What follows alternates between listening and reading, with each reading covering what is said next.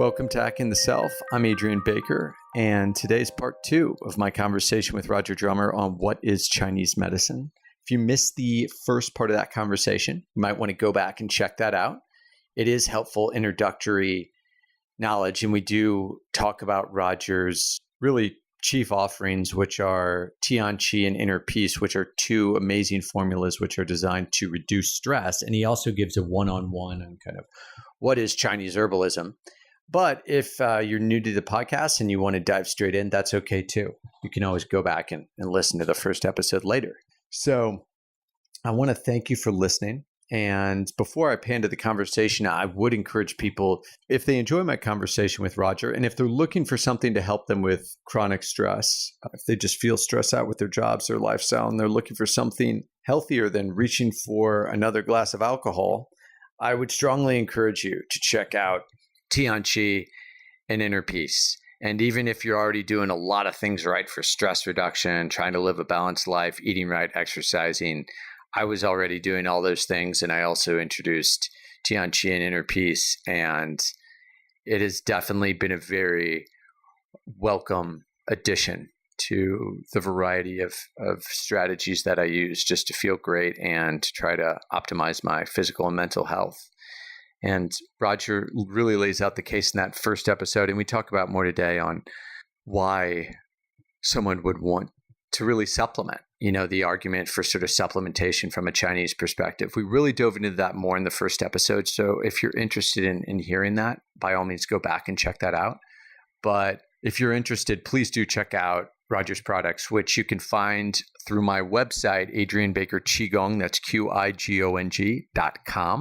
You go to the store section if you go to HerbWorks, and you can find both of those products there. A small percentage of those sales help to support the show, and it's something that I'm really happy to do, to use affiliate marketing as a way to help finance the show and also just raise awareness around products that I genuinely believe in. There's nothing on there that I don't personally use or practice myself and totally believe in, and that's very true for Roger's products. So would encourage you to check that out. And finally, if you are new to listening to the show, or perhaps especially if you are a return listener but haven't had the chance to show that you support the show, would really appreciate whatever you're willing to do. And there's a really very simple way to support the show. And that is just by going into your favorite podcasting platform and clicking on subscribe. It takes 30 seconds, if that, but it helps with the algorithm to sort of raise awareness around the profile of the show and for us to reach a larger audience. The second thing you do while you're in there hitting subscribe, you could also rate the show. And if you're enjoying it, giving us 5 stars, and it just helps to increase the show's visibility and to increase awareness around and hopefully reach more people about all these ideas pertaining to health and wellness that we're trying to raise consciousness of on this show. So would really appreciate that. And you can always share it on social media and just share your thoughts about the show, what you're enjoying, what you'd like to hear more of on the Hacking the Self Facebook page or on Twitter, or emailing me at hackingtheself@gmail.com. So thank you so much, and enjoy the second conversation with Chinese herbalist Roger Drummer. We've talked about herbalism, and you started to touch on Qigong a bit. I'm wondering, beyond, let's see, maybe herbs, what are some really other key practices for you that are part of living a balanced, healthy lifestyle? Actually, I should tee you up for this because I told you in advance I really want to ask you about, and we're going to get into your remarkable story, but I want to talk about really what goes into the healing process. And so perhaps you can think about that question not only from the perspective of sort of health and longevity, but what's really integral to healing as well. Well, I have to tell you that when I got into Chinese medicine, I did it because I had chronic fatigue for one reason. The other reason really was I wanted to learn something else from the guy that owned the herb shop. I didn't really want to learn Chinese herbs. I wanted to learn something called Jinshin Do, which was a form of acupressure massage that dealt with the 8 strange flows of Chinese medicine. And I didn't really even understand what the 8 strange flows of Chinese medicine was. I just understood that when I got it done to me, I thought I was in heaven. And so I wanted to learn that. And the guy that ran the herb shop had written the first book on Jinshin Do. So I went down to get an apprenticeship because I wanted him to teach me that. He still hasn't taught me that. It's what now, 20 some years later, 25 years. So, but I did learn a lot about herbs. My whole interest in all of these things all had to do with spirituality. It didn't really have to do with learning about Chinese medicine. I learned Chinese medicine because I had to be in a shop and figure out how to help people so I could keep my job, so that I could hang out and try and figure out why I was having spiritual experiences. And so the whole time I was there doing that, I was also studying Kundalini yoga and going to a Sikh temple.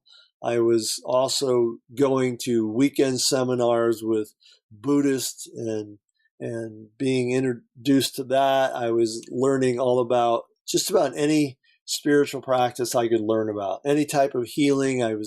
Became a Reiki master. I was studying pranic healing. I was working on people's energy fields or auras and learning all these different modalities. But it all had to do with my interest in spiritual experiences. Why did you have spiritual experiences? What actually causes you to have one? What is one actually?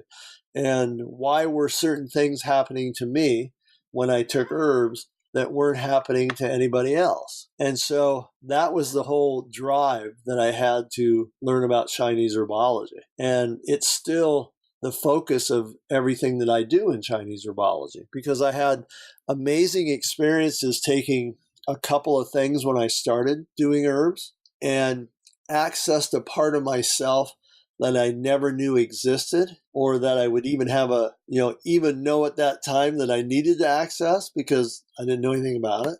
And yet when I explained these experiences I was having to other people, no one had a clue about what I was talking about. And so my whole decision to stay at the herb shop and be an apprentice, and ended up being there for 12, 14 years in different manifestations of that shop, moving around town, was all based on trying to get an understanding of how these herbs actually affect your body, and what is it all about, and what is Chinese medicine really about. And I know it's not just about dealing with illnesses and dealing with infectious disease and arthritis and all these things that Western medicine has made Chinese medicine prove that they can do.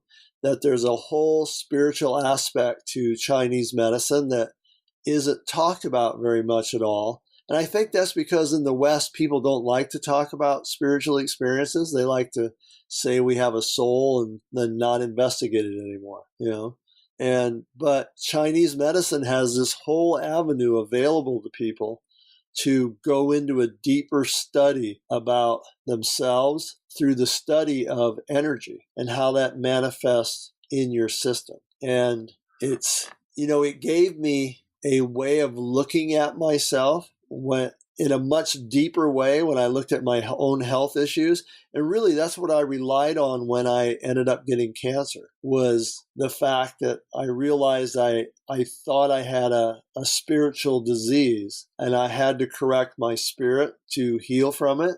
But that doesn't mean I didn't also look at the science of the physical body and how that works.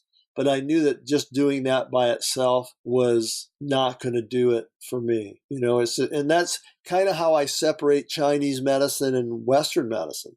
Western medicine has this amazing amount of science where they're getting everything down to the most minute chemical aspect of every cell in your body and how it all interplays and works, but there's no spirit to it.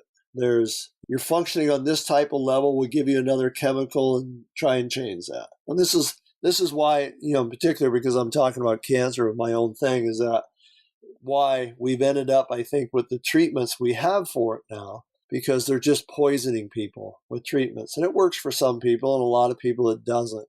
But it doesn't take into you can only come up with that type of a treatment option if you think that you're just a bag of chemicals and they're trying to kill something that went off in one of your chemicals.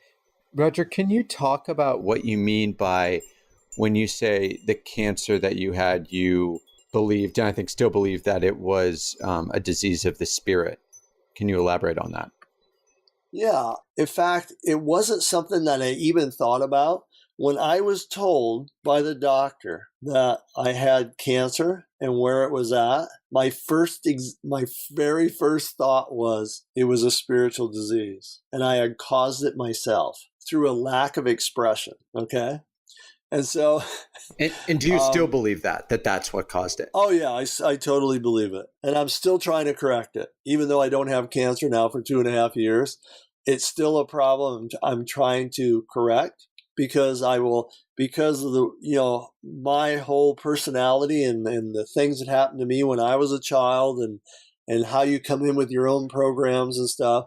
My problem my whole life is about expressing myself. I'm a complete introvert. If you ever seen a book that describes someone as being like a group of people that are the most introverted people in the world, they wrote that about me, right? So I had my personality. You ever do the Briggs-Meyer personality test? My group of people makes up 1% of the population. We are the most introverted people, right?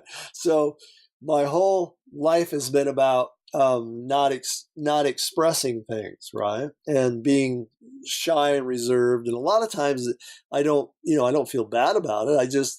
I like observing things. I'm a very heavy observer of everything that goes on. I don't feel the need to express. But when I got this illness, I realized that I had so much energy and information and stuff that I could be sharing with people.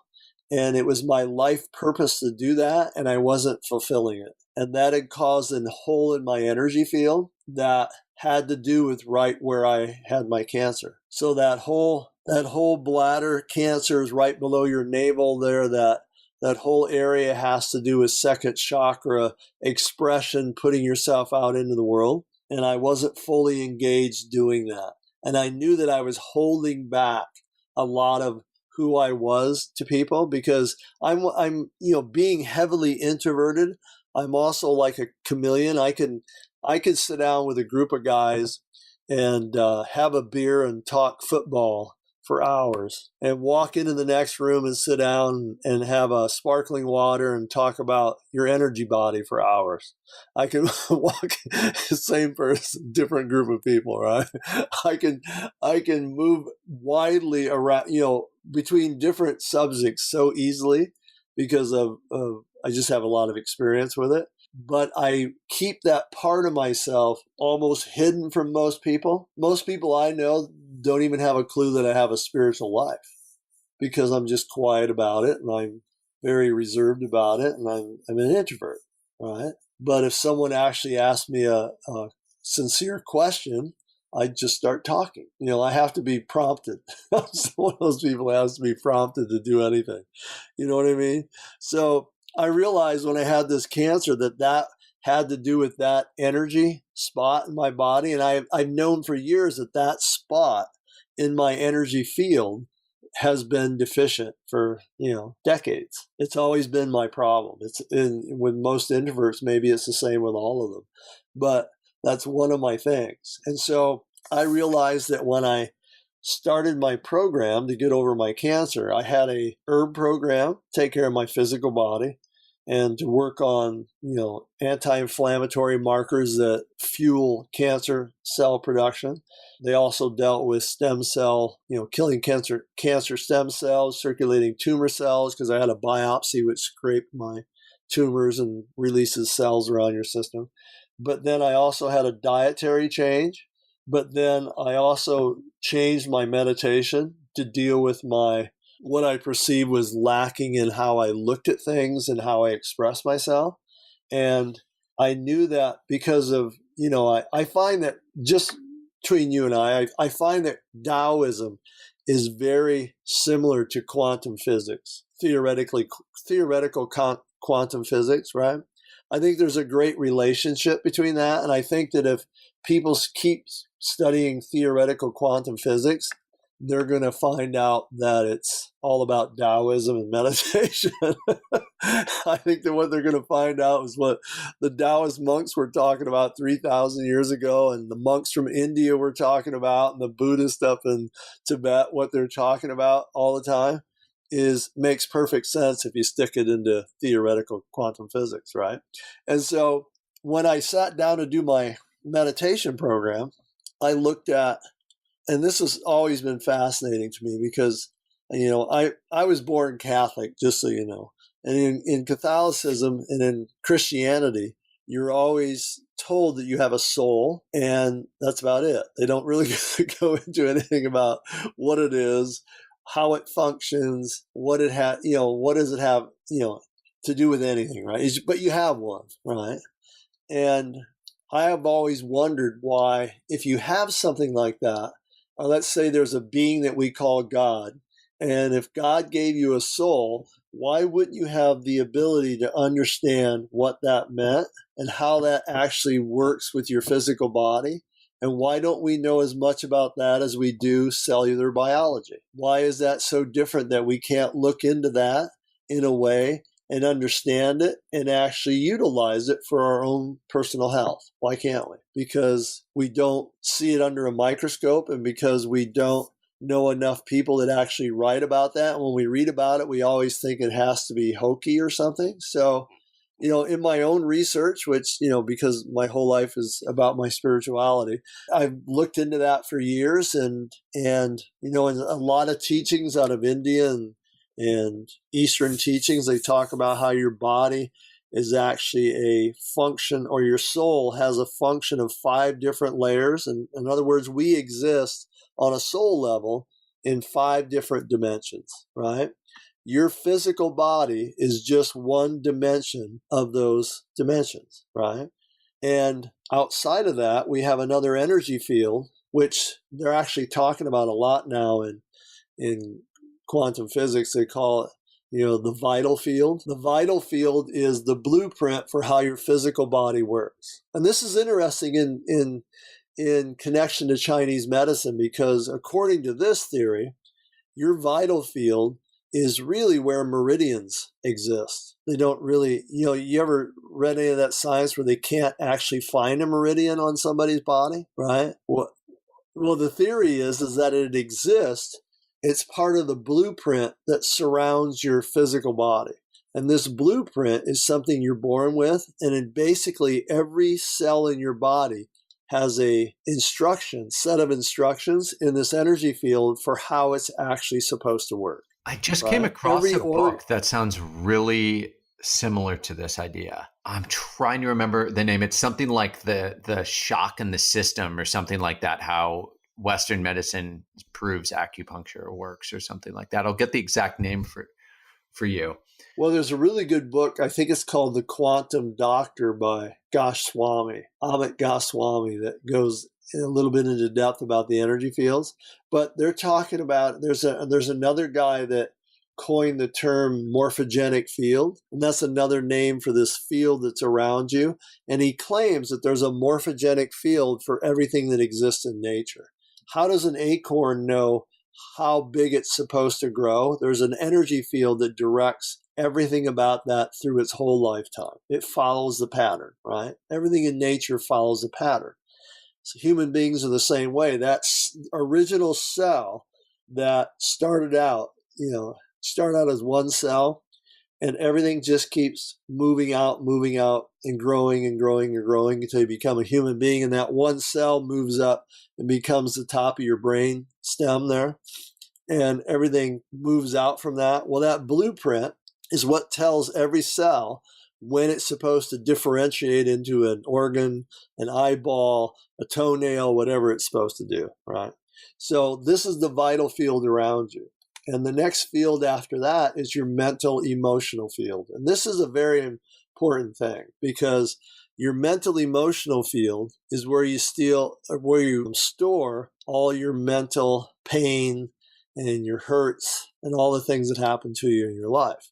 And the reason that that's so important is because those energies disrupt the signaling between your vital field and your physical body. So the pathways by which all these energies, these levels of your soul, communicate with your physical body become disrupted by your emotions, and you start to unhook from this blueprint that you have. This is where stress comes in. This is why your digestion doesn't work when you're stressed, why most of your brain doesn't work when you're stressed, why all these different patterns start dysfunctioning all over your entire body, because you're disconnecting from your own life force and how this energy directs every single cellular function in your body. This is why acupuncture works so well, because acupuncture reconnects. It's a reconnecting system for everything that's flowing around your entire system. And if I can just add to that, Roger, I found the title of the book, if you're interested or if anyone else out there, it's called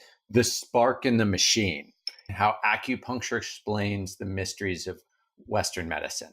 It came highly recommended, and it's got good reviews on Amazon, so it's enough to prompt me to read it. So just to kind of sum this up with the energy field, so beyond your mental emotional field is something called the supramental, right? And this has been written about for thousands of years in certain traditions in Hinduism, and Amit Goswami talks about it in his books on quantum theory. And that field of energy beyond your emotions. So basically what they're talking about is going beyond your emotional state, right? To another state of energy. In that field of energy, if you can reach it through meditation, your body can completely change its DNA instantly. I mean, just instantly. So that was the first thing I thought of when I got sick, that I needed to expand my consciousness around what was actually happening to me, fix my energy problem, and transcend my mental emotional state and get into supramental. And a little bit beyond that, just in case you're wondering what the last one is, it's called bliss. That's where you just fully bliss and really see at one with everything is bliss. And I thought, well, it can't be that hard to do, because I've been blissed out many, many times in my journey through Chinese medicine. It used to be my main focus for 10 years, was just getting bliss, figuring out why you get blissed, how to get into the bliss state. And I hadn't been there for a long time, but I knew it existed. And I knew that it was possible because I used to do it all the time. And so part of my cancer program was this whole idea of getting blissed out. And so I know it sounds probably so out there for people to hear this, that this is what you would think of for your cancer program. This is how I thought, right? And I've got nobody helping me with my cancer anyway. I'm doing it all by myself at home. I taught myself the ketogenic diet with just a little bit of help from a friend of mine who had done it. And I figured out my entire herb program from just doing research. And then I just started doing a different form of my same meditation. I just changed a little bit of the emphasis of it. And one day, it was probably 2 months. It was about 7 weeks after I started my program that I was in my living room and I realized I was blissed out. And I was so high and so happy. And then I got a message that my cancer was gone. And I went out and told my wife, and she thought I was nuts. And one of my relatives called me to ask me about my cancer surgery, which was coming up in 3 weeks. And I told her I had moved on. I'm not even dealing with it anymore. So they all thought I was nuts. So I went in to have a biopsy, and there's nothing there. I don't have cancer anymore. But I knew it. I knew it when I went in. I had gotten so blissed out, and I got a direct message that it was gone and everything was corrected. And so that was the end of that. So what did you, talk about it's not a very typical cancer story, I have to admit. And fortunately, I'd heard it before, so that I'm actually prepared to ask you some questions, or else I'd probably be in a state of shock and would just be sort of dumbfounded by it. And there's still so many questions I want to ask you. I guess let's start with this one. number one, as someone who clearly was just talking about how the emotions are very much wrapped in up with the physical, and obviously Chinese medicine is all about this and believing that the emotions are stored in the organs and you have to address the emotions and, as you said, the spirit in order to deal with any disease. On a basic level, how do you work with that fear when you've got that kind of diagnosis? Recognizing that you also have to transmute all your emotions, including fear, in order to heal. How do you work with that?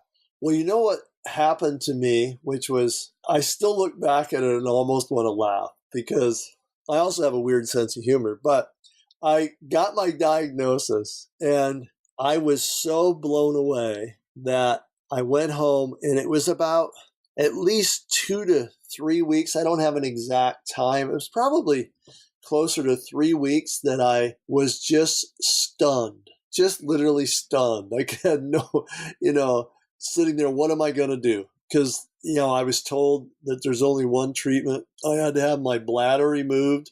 I had to have my prostate removed. I had to go through like a 14-hour operation to make a new bladder out of my intestines. And I already knew somebody that kind of happened to. And that was a nightmare of antibiotics the whole rest of their life. And it was, I'm sitting there thinking about that, so stressed out, and just, and just thinking about the whole stress thing, and then realizing that I'm the stress guy. I'm the guy that makes everything for stress, right?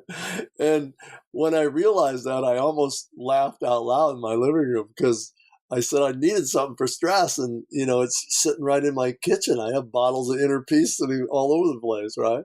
So I went out and took a bunch of Inner Peace, and I'm telling you, within a day or two, I just had this complete change of how I was looking at everything. I no longer dreaded getting on the internet to look up my disease, because every time I did, they just told me I had a 25% chance of living for 5 years, right? I had to have this surgery. There's no other options, right? And if that fails, I have to do this and this and this and this. And then I got this article. It was funny. I was in the doctor's office, and I got this article where they were just raving about this new immunotherapy for my exact illness, right? Yep, I've read a bit about Cancer. it, yeah. And the lady was going, oh, I'm just so happy. They claim I could live another 6 weeks. And I'm thinking, another 6 weeks? That makes you excited? What is that about, right?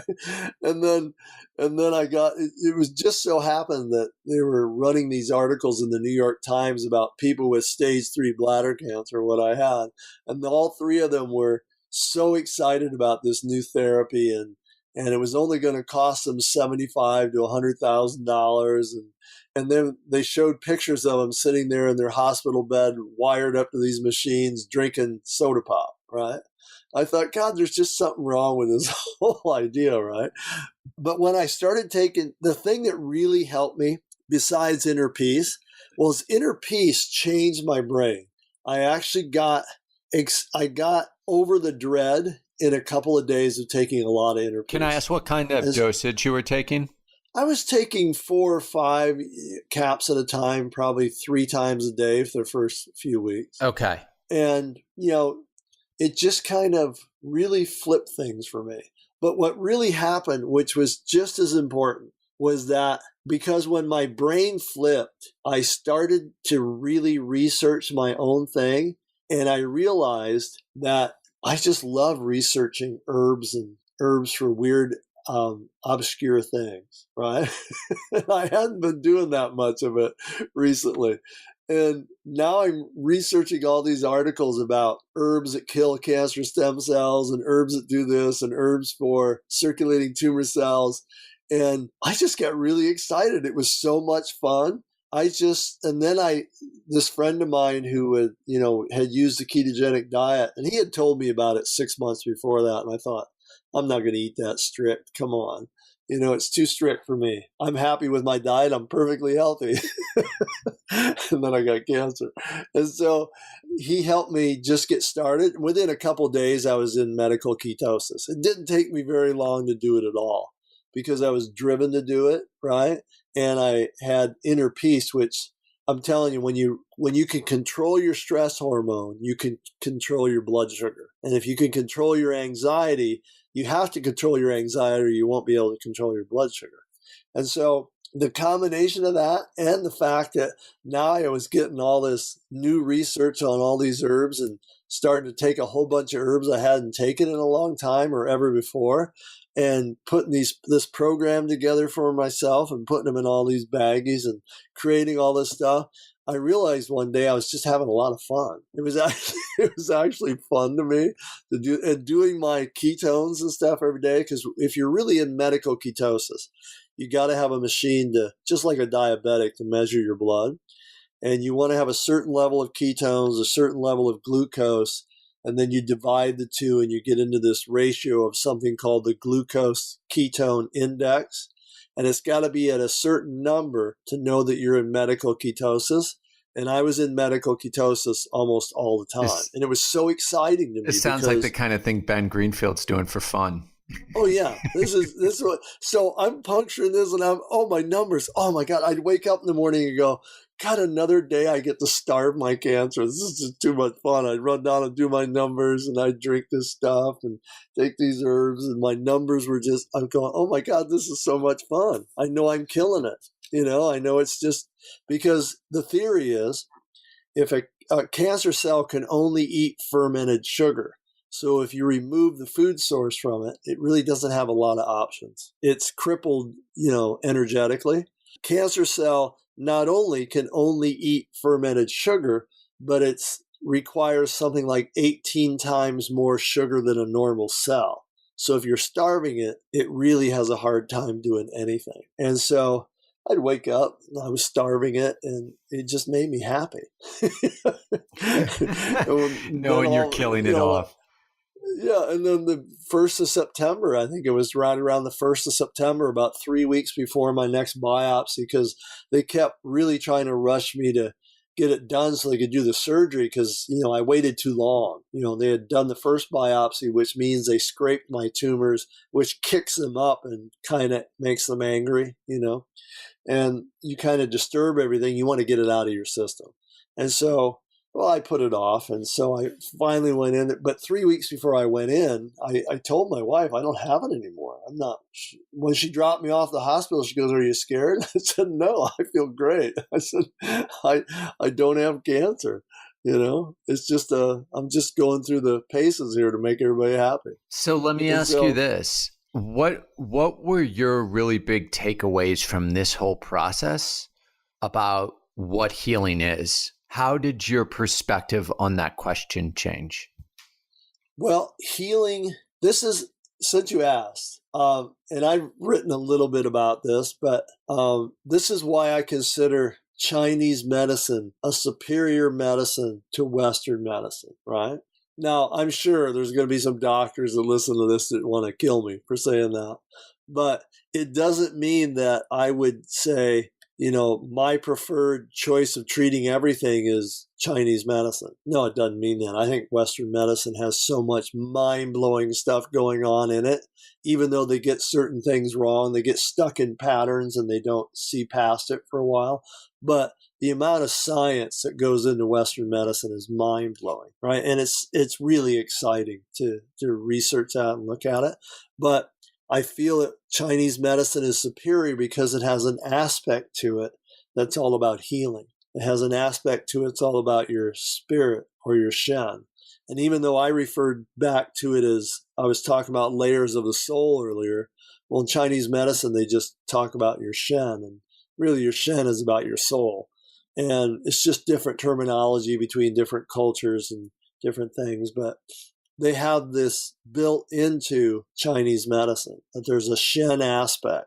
And the whole system of Chinese medicine, especially the tonic herbal part of it, and the Taoist meditation and the Qigong, it's all about working with energy in your physical body to get yourself to a state of a certain type of balance to where everything just flows.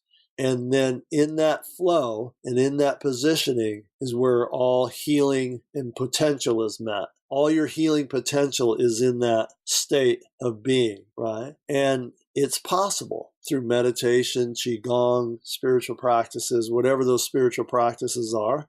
But Chinese medicine recognizes that. There's a segment of it that's all about opening the heart, changing the way you see life. We used to talk about this when we talked about Jing, Qi, and Shen. You build your Jing and guard your Qi, and you cultivate your life. You're cultivating your energy so that one day you have an experience to where you wake up and you're fully alive, right? And then you have the energy and life force to go out in life and do whatever you want to do because you cultivated that energy in your system. So healing really is not just your physical body. It's the whole mental, emotional, spiritual aspect of your being that all comes into a complete focus and alignment. And we all have that possibility. It's all there.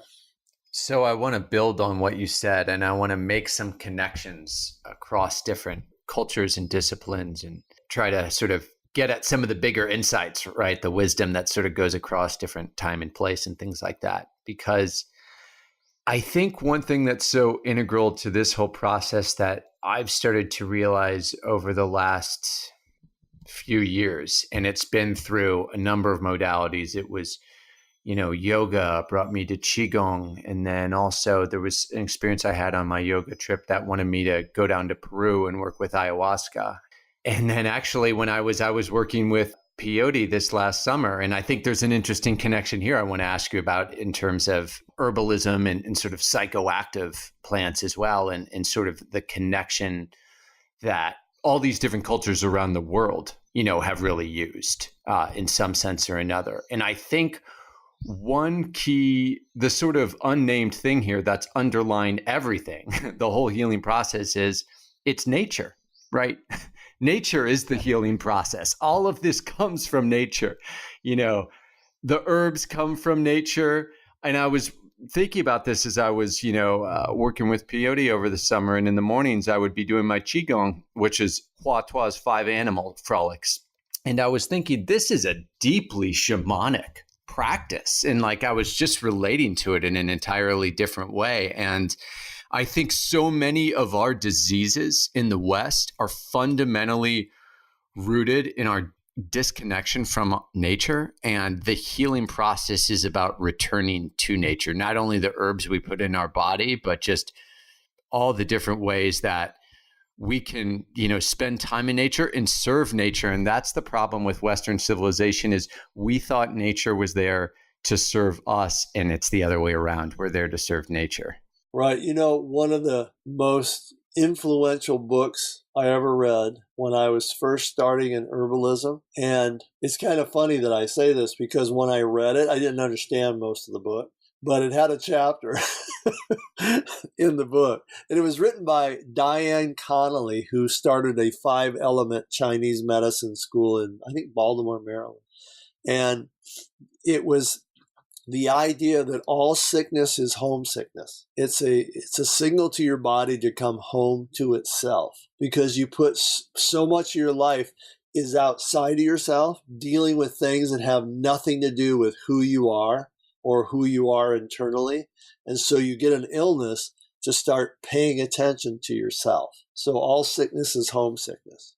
And the whole cultural thing all over the world, people are trying to have these experiences with different psychedelics and herbs, and they're really trying to have an experience of the mystic. Really, what is the mysteries of life? They're trying to have an experience of that. And it's not just the herb that gives you that experience. You have to have the apparatus in your system to have that experience. The herb is just opening something that exists within you to allow you to have that experience.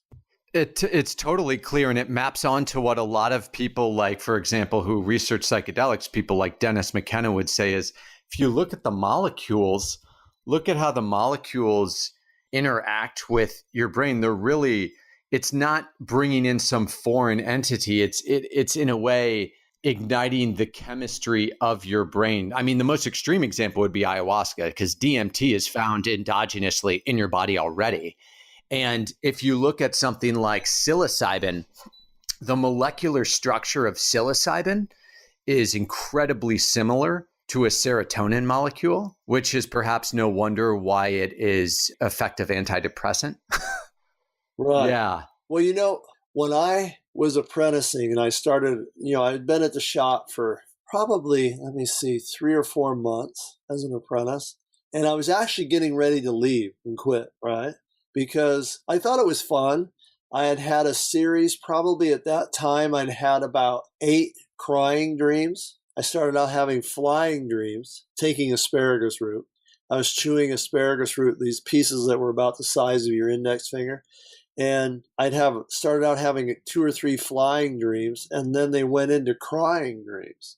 And every night that I would eat this root, I'd have a dream, and it was actually an experience I had already had in my life that I was either ashamed of or made to feel ashamed. And in my dream, I allowed myself to cry. And most of those times in real life, I didn't cry. I just felt ashamed. But in my sleep, I started out, I was 3 years old, 5 years old, 6 years old. And I had this series of dreams where I would just bawl my eyes out. And then I would wake up in bed in the same position I was in my dream, so wet. I had to get rid of my pillow and get a different blanket for the bed. I was soaking wet, right? But I also felt like I had lost 5 or 10 pounds of grief in the middle of the night. I felt when I'd wake up after I dried myself off, I felt so amazingly fine. It was just unbelievable, right? So I'm having all these crying dreams, and nobody at the shop or anybody I ever talked to had ever had any experience eating that root, right? And so I was getting ready to leave the shop, and my teacher was making an herb tea out of this reishi mushroom we found growing in the shed out behind the store, right? Some spores had flown off this thing, and this big mushroom was about 10, 12 inches high, had grown off of a board. And so we harvested it and made a tea out of it. And I didn't even know much about what reishi mushroom was or anything about it. We had 10 of our best customers come to the store that were all friends of his and acupuncturists and all these other herbalists. And I was just a guy at that time who swept the floors and cleaned the shop, right? And so I made the tea for everybody and I served it to everybody. That was the only reason they didn't invite me to stay. It was one of those things where I wanted to know what it was, so I just stayed. And I served everybody tea, and I drank 2 cups of tea. Thought it tasted really bad. And well, on the way home, I have this incredible experience of God speaking to me, right? And at first, I thought it was a joke. Someone spoke to me so loud that I stopped in the middle of the sidewalk and looked around and thought somebody from the herb shop had followed me home and was pulling a joke on me. That's how loud it was. And so you're going to laugh, but I actually looked under 2 or 3 parked cars to see if someone was hiding around there. I kept looking behind cars. There's somebody got to be here because that voice was so loud, right? And so then I thought, well, hell, I don't know what that was, right? And so I started walking down the street, and all of a sudden it spoke to me again. And it just said, don't worry, everything's just fine. You're going to be fine, right? And I stopped at that moment. It was just it's like some cheesy movie. I looked instantly up in the clouds, and they seemed to be moving around, and I had goosebumps all over my body, and the hair stood up on the back of my neck. And that was right at that moment, I had energy. I felt so alive. It was unbelievable. And I walked another quarter mile to get home. And I went into my bedroom that I rented in this house. And I sat down. And I remember staring at this wall, which had nothing on it. It was just a white wall. And I must have sat there for 3 hours. I never moved. And I don't remember having any thoughts. I just remember white and staring at it. And it's like I'd gone off into space somewhere. And this is from drinking a reishi mushroom tea, right? There's no drugs in it, nothing going on. I went back the next day and I contacted everybody that was there and asked them what happened to them when they took that tea. And nothing happened to any of them, right? Nothing. They just said, oh, it was relaxing. I believe it. I mean, honestly, I had 2 nights ago, I had 3 capsules of inner peace. And I went into the city with my wife for a little bit. And I felt so deeply relaxed, but kind of in the way, I don't know if you've ever had, if you have like a high CBD tincture with just like a little bit of THC. So it's not really psychoactive. You're not stoned, maybe like a 20-1 or 24-1 CBD to THC. But there's a deep relaxation and a bit of a subtle hint, like outer layer of euphoria. And that's exactly what I had. And I thought, I actually had to stop and I was like, did I take this some CBD, THC? Because I feel that way. It almost feels the mild level of stone's not the right word because it's not that deep psychoactive. But I mean, there was euphoria along with relaxation, but I hadn't. It was just the inner peace. And there was really nothing else in the equation, diet-wise or anything else that would have explained it. So I believe the very first time I ever took inner peace, I took it with a cup of coffee because I was then up all night. I was doing something. I was picking my kids up from the mall. They were at dance class. I had just gotten my first bottle of inner peace, so I just popped 4 of them, and I had this cup of coffee I didn't really even like drinking, and I drank it, and I was sitting there in the van waiting for my kids, and about 40 minutes later I was thinking, oh my God, if I could sell this, I'm euphoric. I got so euphoric I couldn't believe it. I just could not believe the feeling I had from that. Now it doesn't do that anymore because I've had it quite a few times, right? But that first time was just like, wow, if I could bottle that feeling every time you take inner peace, it would be a mind-blowing thing. But it was a combination of being totally relaxed and then opening up. And it was just unreal. That reishi experience, besides going home that night, that experience ended up lasting for a week from those 2 cups of tea. I had an experience 2 days after I drank it, or no, a day after I drank it, that I still can't hardly explain what it was actually going on, of seeing energy and completely changing a human being just with my heart energy, and just reading people's thoughts, and all these things were happening to me. And at the same time, I know it's happening to me, and I'm observing it, and this voice is I'm just trying to decide, what is it all about? It's really that experience has defined everything that I do in herbalism, is knowing that if you can relax someone's nervous system and open up the energy centers in their brain, you have a potential to have an experience that could be meaningful for you for the rest of your life. Yeah, absolutely. I'm curious, I think these sort of adaptogens and something that can calm the nervous system on a regular basis is something that can really become an integral daily part of the practice in a way that's safe, it's accessible, it doesn't have, side effects or real risks. I'm wondering, for those sort of perhaps less frequent, sort of bigger occasions, what your thoughts are, since we've touched on the subject of the use of psychoactive plants. As someone who is, an herbologist, obviously has deep appreciation for that. Has that been a part of your own path and practice at all? And what is your view generally on the discussion? Well, I've done those things quite a few times before I had my reishi experience. Now, I hadn't done any of them for 5 or 6 years before I had my experience walking down the street with reishi mushroom. And in the context that I did them before that, wasn't really the pursuit of having some sort of mystical experience. I was just taking them because other people were, and I wanted to see what it was, right? So I didn't have any context to it. But since I had my reishi experience, I really haven't had any desire to do anything. It was such an unbelievable experience because on one hand, you would think you'd have to be high to have this experience, but I wasn't high at all. There was nothing that I wasn't in control of at every single second of the process. I was completely just aware and present and fully alive and had this experience, right?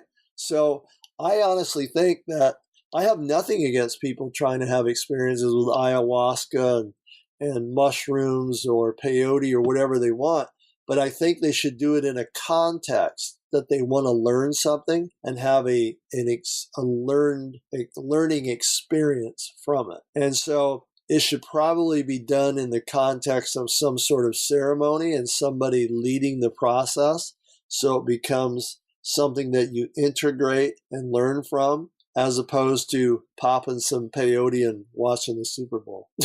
Right. No, and I want to, even the image of that is hilarious.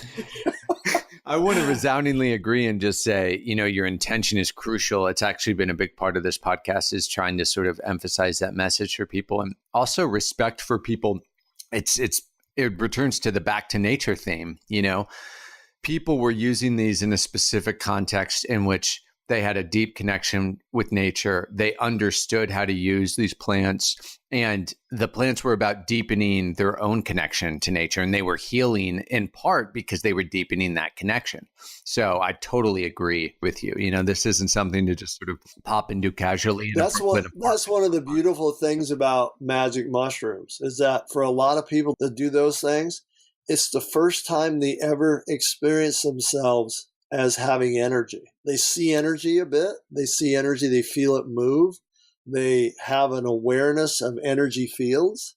And that just having that experience even one time just alters your reality of everyday living. You realize that so much of what we do every day as what we call our everyday living is just scratching the surface of the total experience of being here and being human. So it's a not only mind altering when you do it, but for the rest of your life. Absolutely. And the research has showed that, even in these double-blind clinical trials at Johns Hopkins, when they interview people 6 months down the line, a year down the line, 2 years down the line, people overwhelmingly, I forget the numbers, it's very high. It might be 80% rated in the top 5 most significant experiences of their life. And that's doing it, by the way, in a room in a hospital. If they only were to do it out in the mountains or a river or by the ocean, it could have been that much more meaningful, Sitting next to a mountain stream with the white foam coming over the rocks, right, and the sounds and I think that's looking a great at the point. Sky. It's an experience of chi unfolding. Yeah, it is. And you look at some of the deeper stuff in Taoism on qi and Jing qi and Shen and Ancestor Lu. Ancestor Lu? Ancestor Lu is a very famous old Taoist monk, and he's got a whole book on how every single thing in the universe is part of Jing, Qi, and Shen. The rivers, the water, the rocks, the ocean, the sky, the stars, everything's a manifestation of Jing, Qi, and Shen. And there's some other writings about how Shen really is the soul of the universe, and everything else is a manifestation of how that energy interplays, moves, and becomes substance. It's very fascinating stuff, and that's why I love it so much. It's so out there. It's absolutely fascinating. We could go on for hours, but Roger, I'm conscious of your time. But before I let you go, I'd love to ask you, and you referenced this a little bit earlier, but I'm curious if you had to name sort of the 3 most influential or life-changing books on, I was going to ask Chinese medicine or Taoism, but if you just want to say 3 books, period, I'd love to hear those titles and authors from you. I always tell people I have the largest unread library in the world, and because I never finish a book. We should have a contest sometime. I research a lot of things and I get what I want out of it and I just drop it, right? But I'll tell you, one of the things that really influenced me lately was that book, The Quantum Doctor by Amit Goswami. One of the other books was the God Talks to Arjuna by Paramahansa Yogananda, because he basically translated the Bhagavad Gita And he has such amazing writings on energy and how everything manifests on every level of energy. And this is where you get some of the original writings of, on the soul and the 5 layers of the soul and what that means. And there's a lot of Ayurvedic mixed in with it. And it's just a very fascinating book. And it's also a book that once you buy it, you're going to probably have to read it for the rest of your life. That reminds me of a funny quote. This guy that wrote a book called Power versus Force, he was considered to be a living Buddha in Korea. And he had the funniest comment on becoming enlightened, because he was a fully enlightened being, right? He had this experience. But he said, what was really fascinating was that once I had that experience, I could read the Bhagavad Gita and I actually understood some of it.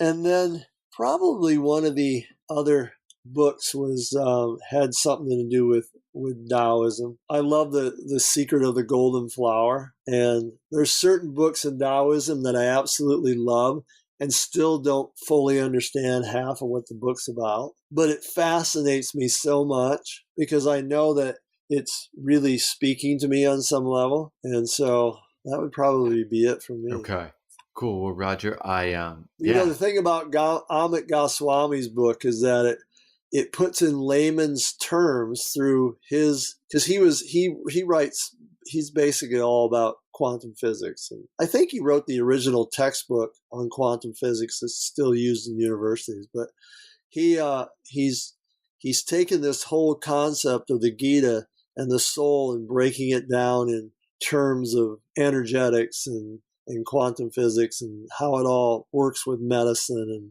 it's very fascinating. It's got a whole chapter on Chinese medicine too. I will definitely read it for sure. Any endorsement from you that strong, I will definitely read. Well, Roger, thank you so much for your time. I'm deeply appreciative and really enjoyed this conversation. And you're just like a wealth of wisdom and knowledge. I mean, I absolutely love talking to you. I hope you got some good stuff out of it, and it was fun. I enjoyed it. And so we'll have to do something again sometime. I would love that. It looks like I'm going to be spending more time back in the States. So we'll hope to meet you in person someday as well. That'd be fun. Well, then make sure you have some inner peace. I'll need it, huh? Because your nervous system's gonna get a good tweaking coming back. Oh yeah, that's true. That is very true. I'll probably have to double down on the dosage. Yeah, there you go. All right, Adrian. Thank you again for having me. Thank you, Roger.